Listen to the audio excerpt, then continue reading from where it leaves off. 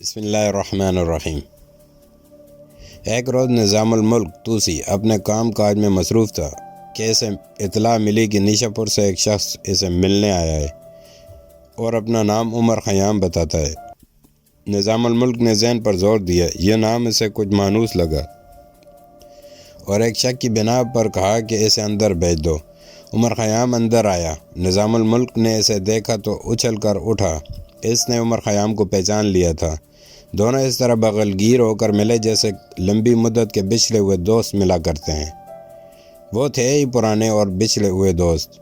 امام موافق کے مدرسے میں ہم جماعت تھے۔ اس مدرسے کے متعلق تاریخوں میں لکھا ہے کہ طلباء کم ہوا کرتے تھے اور جو بھی طالب علم امام موافق کی شاگردی سے فارغ ہوتا تھا وہ حکومت یا معاشرے میں اونچے درجے پر فائز ہو جاتا تھا۔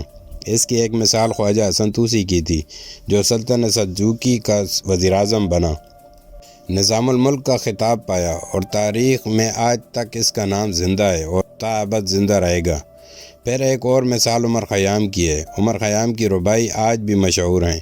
اردو میں بھی ان ربائیوں کا ترجمہ ہوا ہے اور انگریزی میں بھی۔ اس طرح عمر خیام اردو اور انگریزی ادب کا ایک مقبول شاعر بن گیا ہے۔ عمر خیام کوئی عام قسم کا شاعر نہ تھا، وہ فلسفی شاعر تھا۔ اس کی رباعیوں میں نسوانی حسن کی رعنائیاں تو بہت ہیں، لیکن ان رباعیوں میں زندگی کا فلسفہ اور دانش ہوتی تھی۔ ان کی رباعیاں خیال کی گہرائیوں کی بدولت آج بھی زندہ ہیں۔ یہی نہیں، عمر خیام حکیم بھی تھا۔ اس نے حکمت کی پریکٹس ہی نہیں کی تھی بلکہ بعض لا علاج امراض کی دوائیاں بھی ایجاد کی تھیں۔ ایک روایت یہ بھی ہے کہ عمر خیام نے آب حیات بھی تیار کر لیا تھا جو ہر مرض کی دوا اور لامحدود عمر کا ضامن تھا، لیکن یہ محض روایت ہے، کسی بھی مورخ نے آب حیات کا ذکر نہیں کیا۔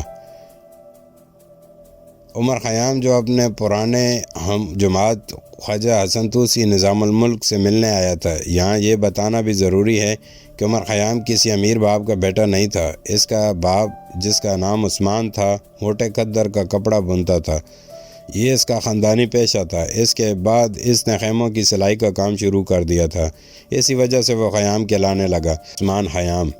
اس کے بیٹے عمر نے جب دیکھا کہ وہ شعر موزوں کر سکتا ہے تو اس نے اپنے باپ کے پیشے کی مناسبت سے اپنا تخلص خیام رکھ لیا۔ یہ تخلص اس کے نام کا حصہ بن گیا اور عمر خیام کے نام سے مشہور ہوا۔ کہو عمر، نظام الملک نے پرمسرت لہجے میں کہا، اتنا عرصہ کہاں رہے؟ آج تم نے لڑکپن یاد دلا دیا۔ پہلی بات یہ ہے خواجہ، عمر خیام نے کہا، میں اب عمر نہیں عمر خیام ہوں۔ شعر و شاعری میں مقام پیدا کر لیا ہے، حکمت میں قسمت آزمائی کر رہا ہوں، علم و ادب کی کتابیں بھی پڑھ رہا ہوں اور حکمت کی بھی، لیکن ذریعہ معاش کوئی نہیں۔ باپ خیمہ بافی کرتا ہے۔ میں نے اس پیشے کو اپنانے کی کوشش کی تھی لیکن میرے ذہنی رجحان نے اسے قبول نہیں کیا۔ میری صلاحیتیں مجھے کسی اور طرف لے جا رہی تھیں۔ باپ کو بھی میں نے ناراض کر دیا کہ میں روٹی کمانے کے لیے اس کا ساتھ نہیں دیتا۔ تمہیں کوئی نہ کوئی ذریعہ معاش تو تلاش کرنا ہی ہوگا، نظام الملک نے کہا۔ بغیر کام کے زندگی کوئی زندگی نہیں ہوتی۔ میں تمہیں ایک عہدنامہ یاد دلانے آیا ہوں خواجہ، عمر خیام نے کہا۔ عہدنامہ ہم نے لڑکپن میں کیا تھا۔ عہدنامہ؟ نظام الملک نے ذہن پر زور دیتے ہوئے کہا، 22-23 سال گزر گئے ہیں عمر، ذرا سا اشارہ دے دو۔ نظام الملک اور عمر خیام کا ایک ہم جماعت اور بھی تھا۔ اس نے تو تاریخ میں ایسا نام پایا کہ اسے تا قیامت بھلایا نہیں جا سکے گا۔ یہ تھا جنت ارضی کا خالق حسن بن صباح۔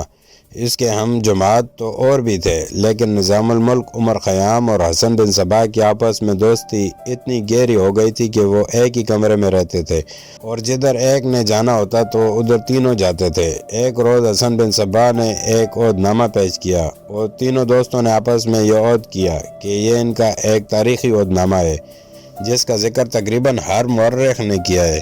اتنی مدت بعد عمر خیام نظام الملک سے ملا تو نظام الملک عہدنامہ بھول چکا تھا۔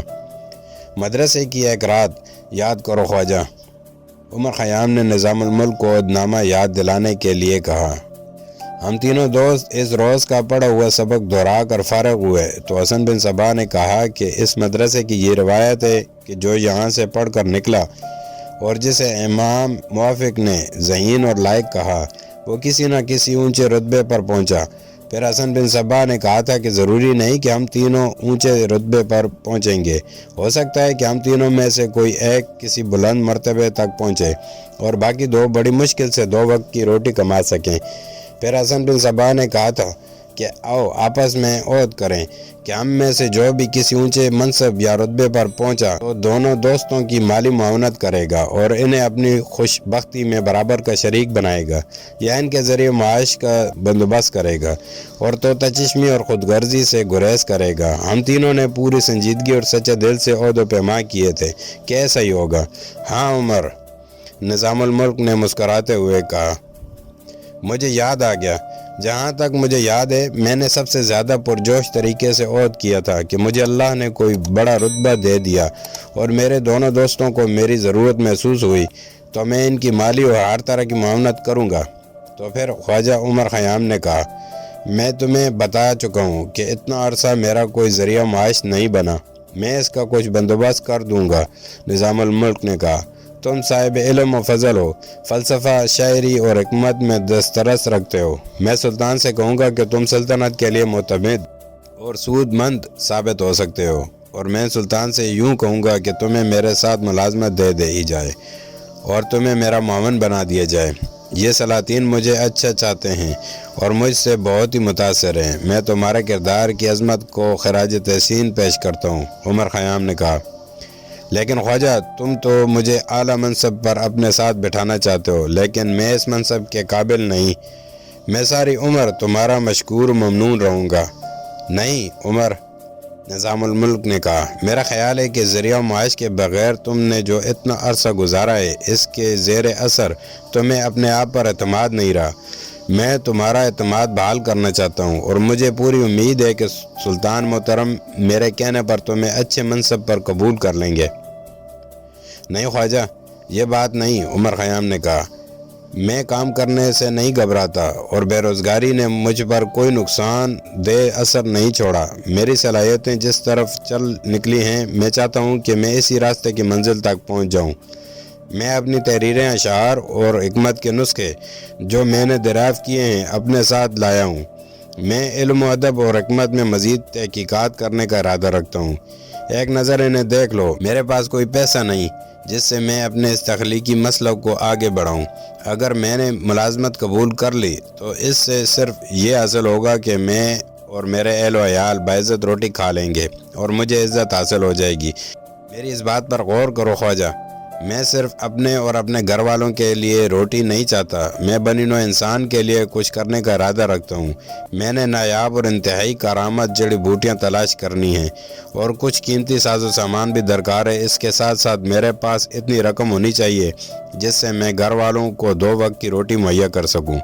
نظام الملک نے اس کے کاغذات کا پلندہ دیکھا، تب اسے اندازہ ہوا کہ یہ شخص علم و ادب کے لیے اور حکمت کے لیے کتنا بڑا کام کر رہا ہے، اور اگر اسے مالی معاونت مل جائے تو بنی نوع انسان کے لیے اس کی یہ کاوش بہت ہی سود مند ثابت ہوگی۔ چنانچہ اس نے عمر خیام کو اپنے ہاں مہمان رکھا اور اس کا یہ تحقیقی کام سلطان علیہ ارسلان کو دکھایا اور اسے اس تحقیق کی افادیت اور اہمیت بتائی۔ پہلے بیان کر چکا ہوں کہ سلاطین سلجوق علم و فضل اور عمر خیام جیسے تحقیقی کام کرنے والوں کی بہت قدر کرتے تھے۔